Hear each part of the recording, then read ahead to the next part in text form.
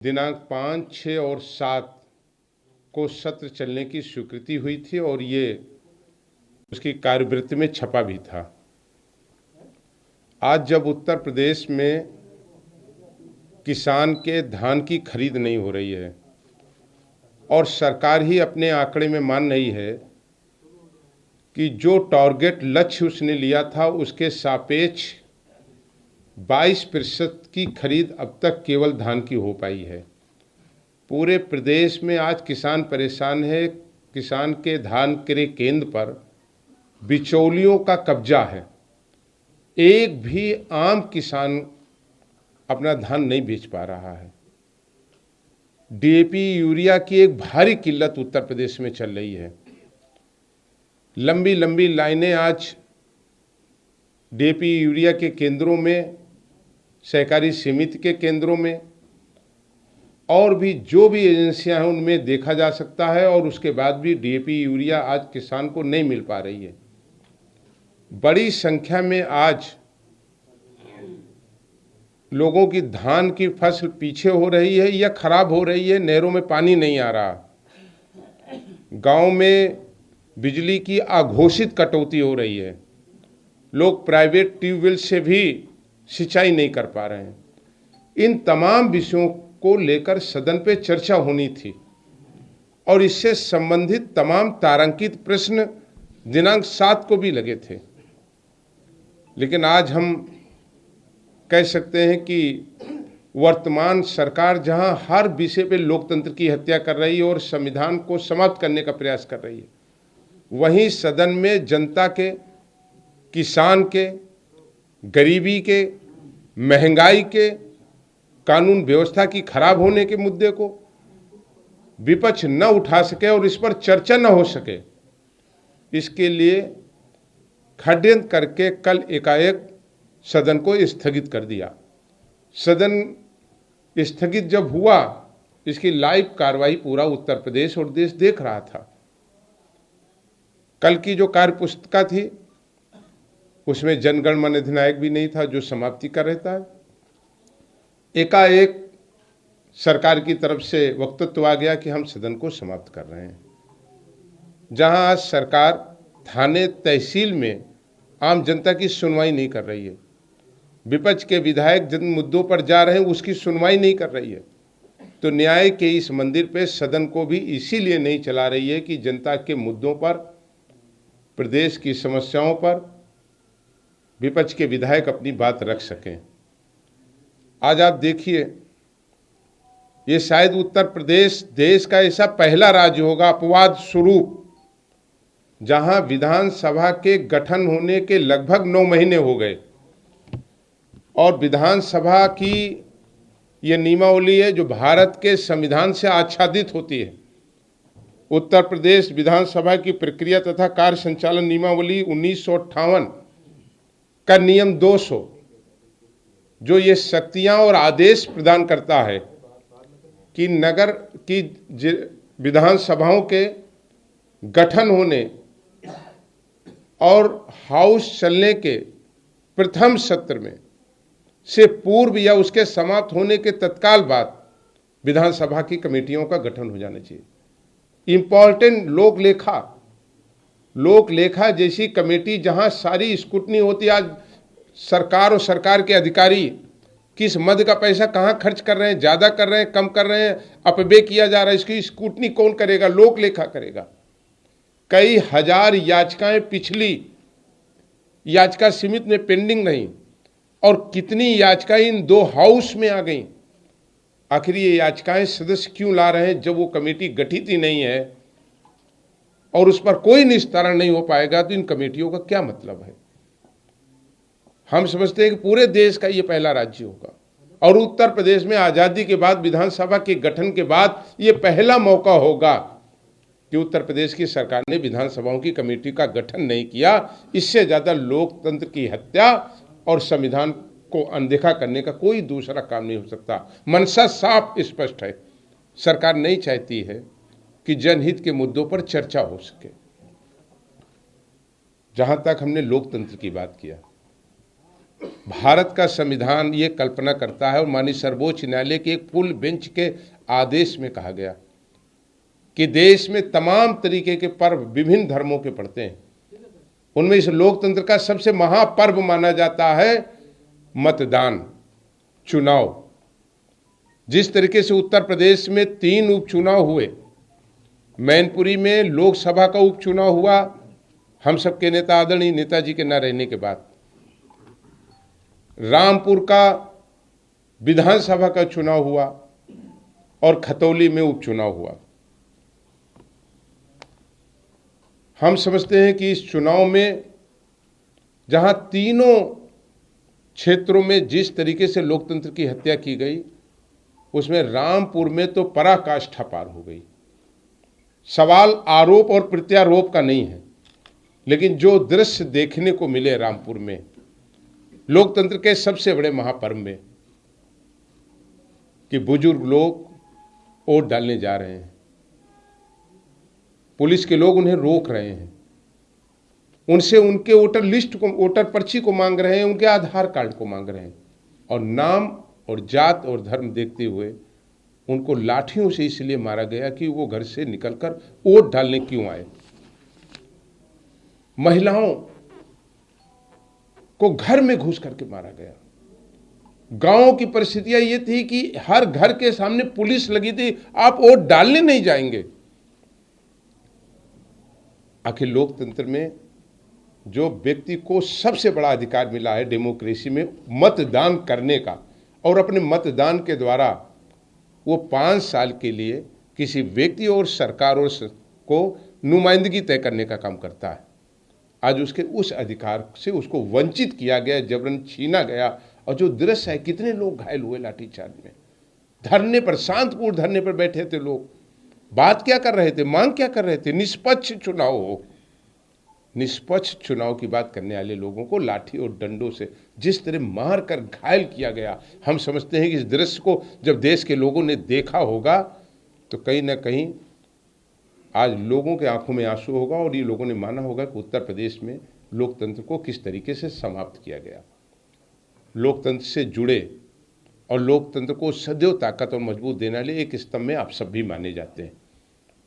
हम आभार भी प्रकट करते हैं कि समय समय पर आप लोगों ने अपने स्तर से तमाम चीज़ें इस रामपुर के चुनाव को दिखाने का भी काम किया।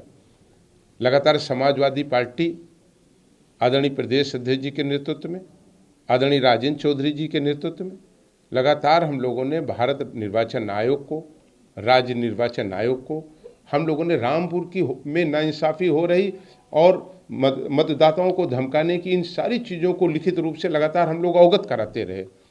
एक समय तो ऐसा आया कि जब स्थिति ये आ गई, रात में 9:30 बजे आदरणीय राजेंद्र चौधरी जी के नेतृत्व में, आदरणीय नरेश उत्तम जी के नेतृत्व में समाजवादी पार्टी का डेलीगेशन निर्वाचन आयोग कार्यालय पहुंचा।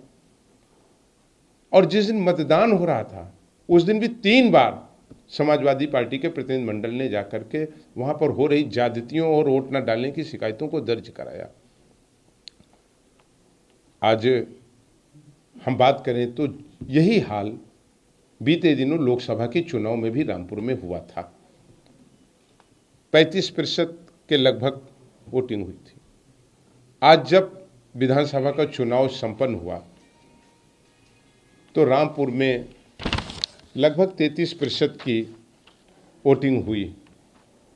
कुछ लोग कल हाउस में भी और बाहर भी आंकड़े दे रहे थे और वो कह रहे थे कि लोकसभा में भी इतने प्रतिशत वोटिंग हुई। आज एक बड़ा सवाल है आपके माध्यम से, और आपके माध्यम से ही हम भारत निर्वाचन आयोग से आग्रह करेंगे इन आंकड़ों को, हमारी इस प्रेस वार्ता को संज्ञान में ले और जांच कराए। जो लोग बात कर रहे थे उनको हम 2022 का भी उदाहरण देना चाहते हैं। रामपुर में वोट पड़े थे 59.71%, सामान्य चुनाव में 59.71%। 2000 में रामपुर में वोटिंग हुई थी 63.19, 63.19 वोटिंग हुई थी। अगर हम 2017 के भी सामान्य चुनाव के आंकड़े अगर यहाँ पे रखें, इसी रामपुर में 56.32% वोट पड़ा था, 56.32%। अगर हम पीछे के सारे चुनाव के भी दृष्टांत को लेकर के उसका एवरेज देखें तो रामपुर में सदैव 58.7% से एवरेज कभी कम नहीं आया वोटिंग का। आज क्या कारण है कि वही ज्यादती लोकसभा के पार्लियामेंट के चुनाव में रामपुर में की गई और वही पुनरावृत्ति जब एक योजना बना करके 5 दिसंबर को हुए विधानसभा के मतदान में मतदाताओं को घर से निकलने नहीं दिया गया, वोटिंग नहीं करने दी गई, तो 33% आया। कुछ आंकड़े हम आपके माध्यम से रखना चाहते हैं। ये कुछ बूथ हैं जो रामपुर के हैं। बूथ है खेर कलंदर खां, वोट 1200, मतदान 25। खेर कलंदर खां के बाद एक जुल्फकार इंटर कॉलेज है, ये उदाहरण के रूप में दे रहे हैं, ऐसी कम से कम 150 बूथ हैं। जुल्फकार इंटर कॉलेज, वोट 1125, मतदान 125, लगभग 10%। Haji Nagar, vote 2221, polling vote 225, percentage 9.7%। Hamid inter college, vote 1225, मतदान 113, वोटिंग परसेंटेज 9.7।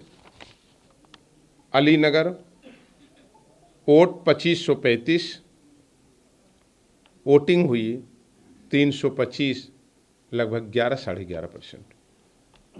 ये आंकड़े क्या दर्शा रहे हैं?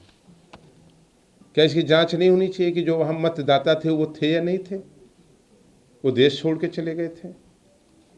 यही बूथें हैं जो पिछले तमाम सामान्य चुनाव में यहाँ पर पोलिंग 60% थी और ये वोटिंग परसेंटेज जो 9% और 10% पे आकर के रुकी है, ये अपने आप में उदाहरण है कि मतदाताओं को घर से निकलने नहीं दिया गया। और जब लोकतंत्र में यह स्थिति हो तो आज हम कह सकते हैं कि जिस लोकतंत्र के महापर्व का हम आप जिक्र करते हैं, उसमें कहीं ना कहीं केवल रामपुर का ही नहीं, देश भर का जो मतदाता है, उत्तर प्रदेश का जो मतदाता है, आज वो शंकित है, चिंतित है और दुखी है कि इस महापर्व में उसको जबरन रोका जा रहा है। और इसलिए आज हम कहना चाहते हैं, समाजवादी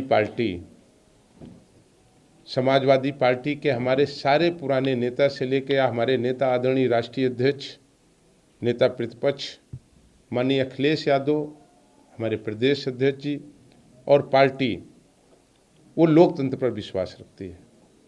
समाजवादी पार्टी ने सदैव जेपी आंदोलन से लेकर के डॉक्टर राम मनोहर लोहिया से लेकर के मधुलिमे से लेकर हरदम लोकतंत्र को मजबूत करने की लड़ाई अभी से नहीं, पीछे से लड़ती चली आई है। इसलिए हम आपके माध्यम से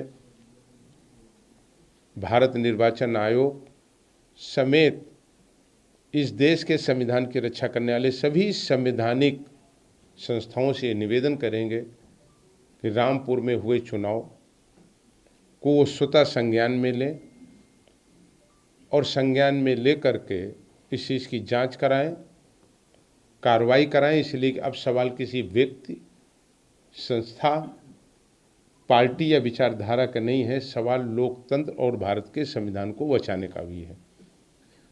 और हमने जैसा पूर्व में कहा कि विधानसभा में जिस तरीके से 3 दिन के कार्यक्रम को जारी करने के बाद सरकार 2 दिन में ही विधानसभा को, मैं समझता हूं कि उत्तर प्रदेश का ये सबसे छोटा सदन रहा होगा। 6 घंटे 28 मिनट की कुल कार्रवाई है। ये शीतकालीन बजट सत्र आए जिसमें अनुपूरक बजट पर भी चर्चा होनी हो। कई बिल और विधेयक लाए गए। आदरणीय लालजी वर्मा जी ने नियमावली में प्रदत्त व्यवस्था पर सवाल उठाया कि आज आपने प्रस्तुत किया है और इस पर कम से कम हमको पढ़ने की और अपनी बात रखने का हमें मौका मिलना चाहिए। तमाम विपक्ष के सदस्यों ने इस सवाल को उठाया। बिना चर्चा किए बिलों को पास कराना। अनुपूरक बजट पर एक बड़ा सवाल है। अनुपूरक बजट तभी लाया जाता है जब सामान्य बजट हम सबका अच्छा नहीं होता। अगर हम सामान्य बजट की बात करें, रोडों की रिपेयरिंग की बात करें, तो आज क्या हालात हैं। कितने हजार करोड़ रुपए पूर्व में 5 साल की सरकारों में गड्ढे की रिपेयरिंग, गड्ढों के भरने के नाम पर गया, और आज उन्हीं गड्ढे के भरने के नाम पर बड़ा एक अनुदान दिया गया, लेकिन कहाँ वो गड्ढे भर रहे हैं ये देखने की जरूरत है। गड्ढे के तो ज्यों के त्यों पड़े हुए हैं, गड्ढे तो नहीं पट रहे हैं, पता नहीं क्या पट रहा है, ये समाजवादी पार्टी जानना चाहती है। मैं आप सबका आभार प्रकट करता हूँ। पुनः एक घटना जरूर मैं कानपुर की पर भी बोलना चाहता हूँ, जिसमें समाजवादी पार्टी का एक डेलीगेशन माननीय राष्ट्रीय अध्यक्ष जी और माननीय प्रदेश अध्यक्ष जी के निर्देश पर कानपुर में गया था। मैं भी उस डेलीगेशन में गया था। हमारे एक विधायक इरफान सोलंकी जी, जो 4 बार से विधायक हैं, उनके पिताजी भी वहां कई बार विधायक रहे हैं और बड़ा सम्मान है उस परिवार का वहां कानपुर में। एक घटना घटाई जाती है, एक ऐसा विवादित भूखंड जो उनके घर से काफी दूर अपोजिट साइड में, जिसे इरफान सोलंकी का व्यक्तिगत कोई लेना देना नहीं है, कोई उनका व्यक्तिगत लेना देना नहीं। एक महिला का और कानपुर विकास प्राधिकरण का आपस में विवाद चल रहा है। कानपुर विकास प्राधिकरण ने उस प्लाट को किसी दूसरे को बेचा, उन्होंने किसी तीसरे को बेचा, और फिर चौथी बार में वो उनके भाई को बेचा गया। चौथी पार्टी हो या तीसरी पार्टी वो थे, उसमें उसका विवाद चल रहा था। उसमें उस महिला का एक छोटा सा कच्चा झोपड़ी का मकान था, उस मकान में आग लग जाती है। FIR इरफान सोलंकी के भाई पर कर दी जाती है। घटना के समय इरफान सोलंकी 9 किलोमीटर दूर अपने कैंप कार्यालय पर होते हैं, उनके भाई जनपद उन्नाव में होते हैं। और जब ये 10 माननीय सदस्यों का प्रतिनिधिमंडल जब वहां पर गया और उसने वहां अगल बगल में लगे CC कैमरे की फुटेज देखी और उनको पेन ड्राइव में लिया, तो CCTV में आ रहा घटना के शुरुआत और घटना के बाद तक इरफान सोलंकी के घरों से न कोई निकला, न कोई आया, न इनके परिवार का वहां कोई सड़क पर दिखाई दे रहा। हाँ, कुछ लोग अगल बगल के आतिशबाजी कर रहे हैं और उसमें साफ दिखाई दे रहा है कि लोग रॉकेट्स छोड़ रहे हैं, फुलझड़ियाँ छोड़ रहे हैं, और वो जाकर उस झोपड़ी पे गिर रहे हैं और 10 सेकंड बाद वहां से आग उठती हुई नजर आई। FIR हो गई उनके नाम। और डेलीगेशन ने वहां के पुलिस कमिश्नर से ये मांग किया कि इसमें केवल निष्पक्ष विवेचना कर लीजिए, अब जांच कर लीजिए। विवेचना तो अलग चीज है। FIR लिखी जा रही 8/16 पर, रात में 2:30 बजे 4 बार के विधायक के घर में 250 पुलिस के लोग पहुंच रहे हैं। फिर क्या हुआ? एक उनकी उस पत्नी से जिससे कोई लेना देना नहीं घटना से बदसलूकी हो रही, उनकी 16 साल की बेटी के साथ बदसलूकी हो रही है। घर में 6 घंटे तक छोटी छोटी उन दराजों को चेक किया जा रहा था जहां लोग, कोई जेवर रखता है, कोई पैसे रखता है, कोई अपने जूते चप्पल रखे हुए, कहीं कपड़े रखे हुए हैं। क्या तलाश की जा रही थी? इरफान सोलंकी की तलाश की जा रही थी कि या किसी और चीज की तलाश की जा रही थी? अपमानित किया गया।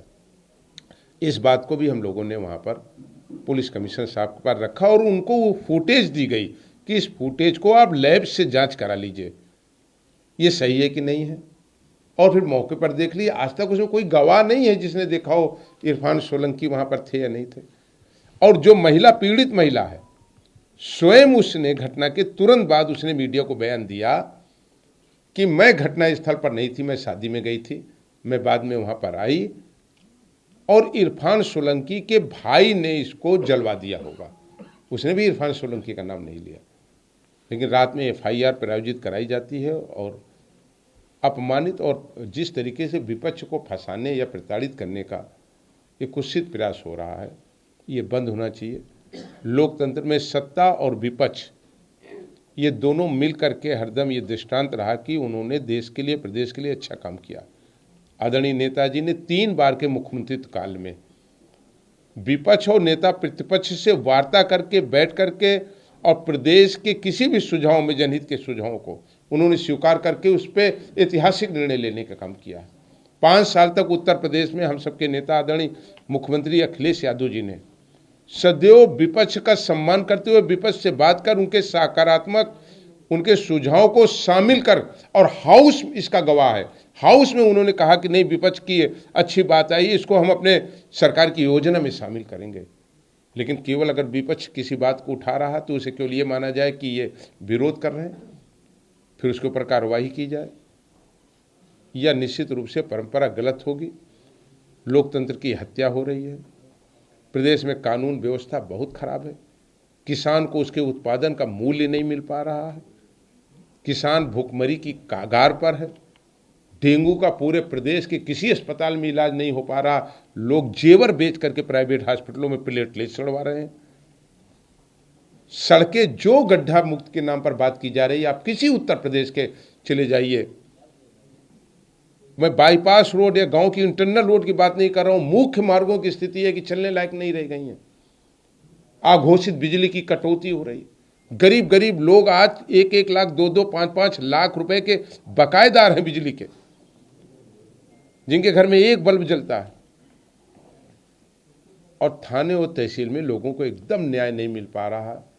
बिचौलियों का, दलालों का जमघट रहता है, उनके माध्यम से काम हो रहा।